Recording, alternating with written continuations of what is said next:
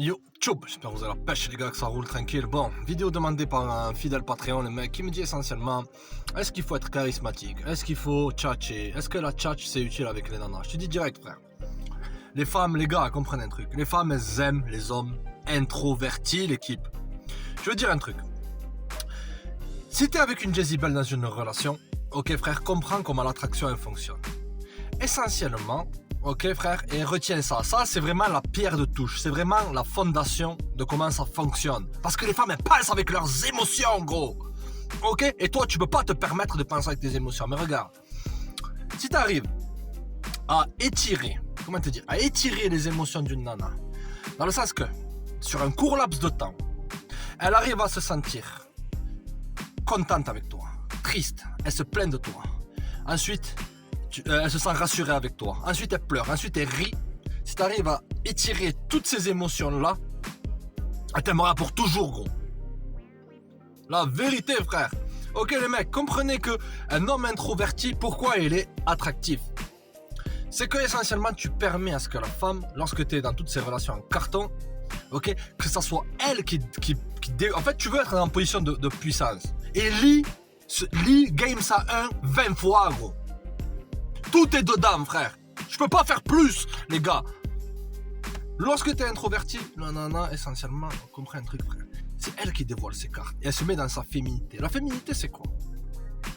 Savoir une paire de ins, un gros huc, etc. Non. C'est que simplement, la femme, elle veut se connecter.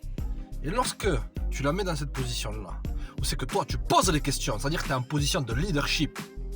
Des RDV, j'en ai fait plein, les gars. Mais je me suis rendu compte que, certes, il y a une perte de temps, mais que beaucoup de gars, ils font des erreurs de débutants. C'est-à-dire qu'ils y vont dans une optique où c'est qu'ils essayent de prouver, trop parler. C'est simple, le meilleur conseil que je te donne à partir de maintenant, gros, c'est ferme-la, ferme ta gueule, la vérité.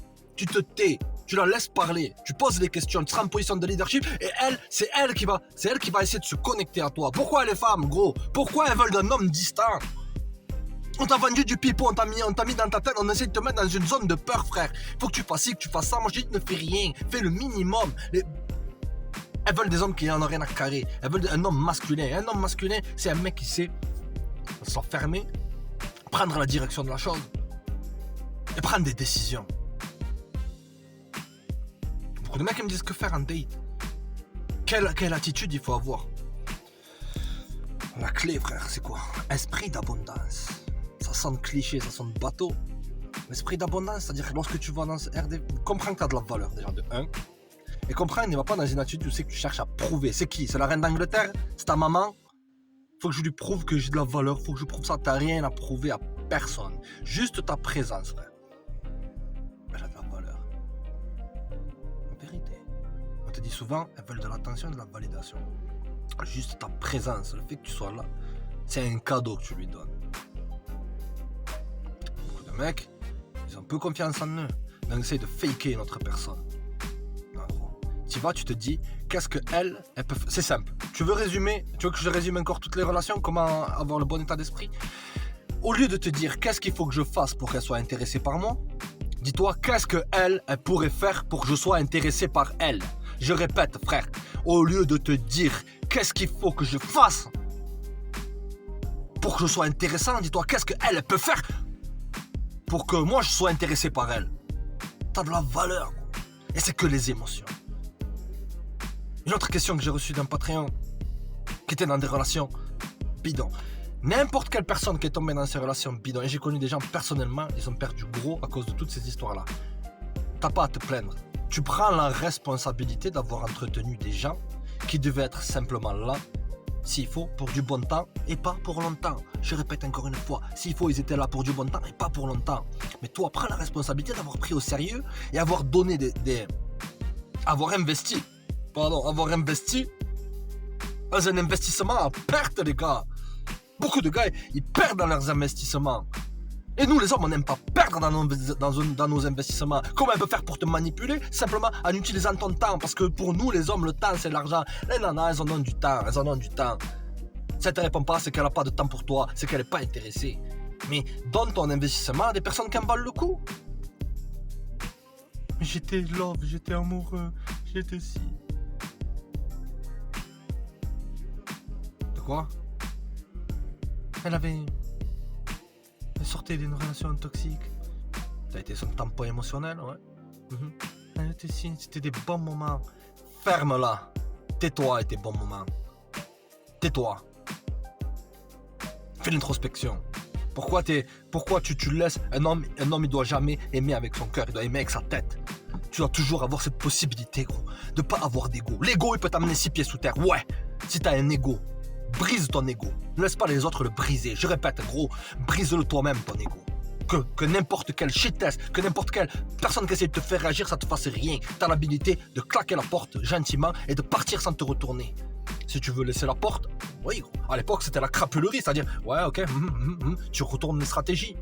Lis ce livre 10 fois, gros. 10, 15, 20 fois. Combien de fois tu l'as lu, frère? Game 101. Gagner le pouvoir dans les relations modernes et contrer les manipulations FEMINES. Gros, c'est ça, frère, les gars. Je suis passionné sur ce sujet-là encore une autre fois, frère, parce que beaucoup de mecs, ils souffrent en silence. Et beaucoup de mecs, ils n'ont pas un endroit comme ici, gros, où c'est qu'ils peuvent comprendre comment ça fonctionne et passer à l'action. Se plaindre, je te plains jamais, frère. C'est terminé. Elle ne te veut plus. Ou peut-être qu'elle ne sait pas reconnaître c'est quoi que la valeur. Ouais, frère, ça pique. Ça pique. Beaucoup de mecs, ils sont là et disent, ouais, mais comment perdre cette influence émotionnelle qu'elle a sur moi? Si déjà de 1, elle t'a quitté, gros, c'est que parce qu'elle savait qu'elle avait trop d'influence émotionnelle sur toi. Tu comprends? Faut que tu te ressaisisses. Il n'y a pas d'autre secret. Il n'y a aucun secret. Il n'y a aucun secret, c'est les émotions.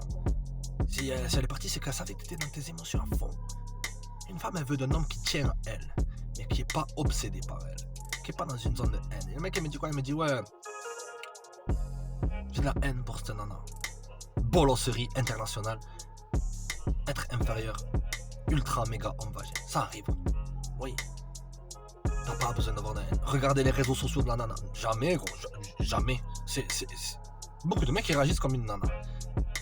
Ils vont même créer des comptes pour regarder qu'est-ce qu'elle fait. Je te garantis qu'elle est en train de faire des choses et qu'elle pense pas à toi. Donc il faudrait que toi tu penses à toi. C'est que tu pensais trop. En fait c'est ça, gros. C'est simple. On arrête, les gars. En vérité, c'est simple. C'est que tu pensais trop à elle. Tu pensais pas assez à toi. Pourquoi la vaste majorité des femmes, elles aiment les hommes qui sont centrés sur eux-mêmes. Qui sont centrés sur eux-mêmes.